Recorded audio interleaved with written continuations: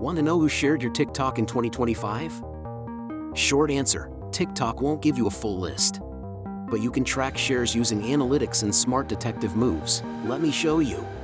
Step 1. Open Creator Tools, then Analytics, then Content.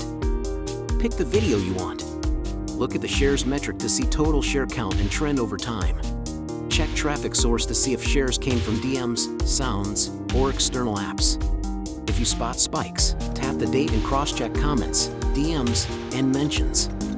Step 2. Scan comments and mentions for people saying share or tagging friends. Step 3. Check your referrals. Use analytics to see profile visits and followers gained. Step 4. For external tracking, use UTM links or share a tracked landing page in your bio. Bonus. Ask viewers to tag you when they share or use a unique hashtag. If you need more precise monitoring, consider third-party social listening tools. Bottom line, you can't get a perfect list, but analytics plus smart tactics gets you close. Follow for quick TikTok growth tips.